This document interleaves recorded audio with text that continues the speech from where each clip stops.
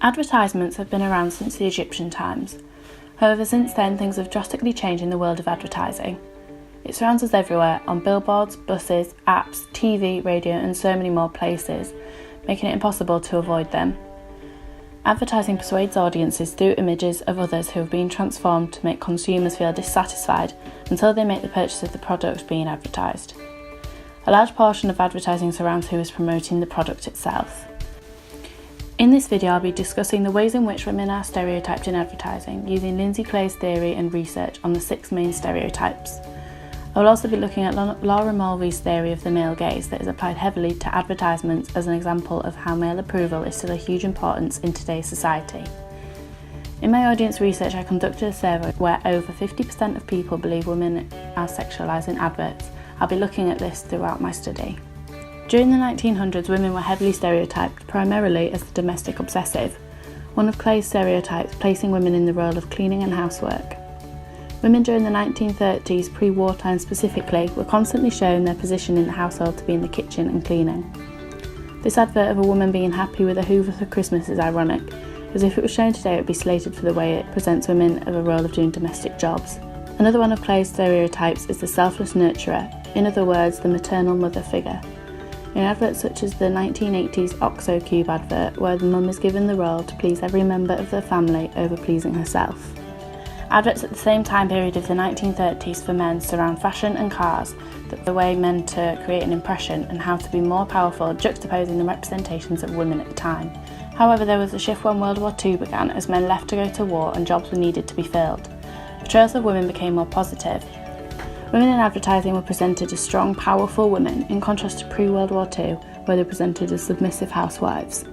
This positive shift didn't last long, however, because when the war ended in 1945, advertising stereotypes of women returned, arguably making women appear more submissive and stereotyped as sex objects.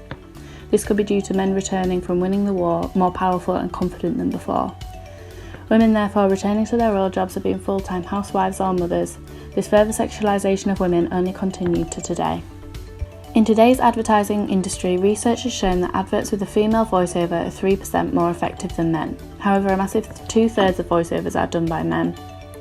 Advertisements today highly sexualise women as sex objects for the male pleasure. Relating to Laura Mulvey's theory of the male gaze, women are presented as passive objects for the pleasure of male. This is used even when the concept of sex is completely irrelevant to the product being advertised.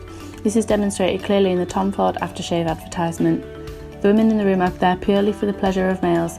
By having close-ups of women's necks and lips, it creates sexual connotations to the men purchasing the aftershave. By sexualising women, it draws the attention of men by placing women in a role where they cannot take control. Another one of Clay's stereotypes is the unobtainable goddess. This isn't, however, the pleasure of men. It is used for women to aspire to be what is shown within the advert, which is usually unrealistic. This is primarily shown in beauty and fitness adverts.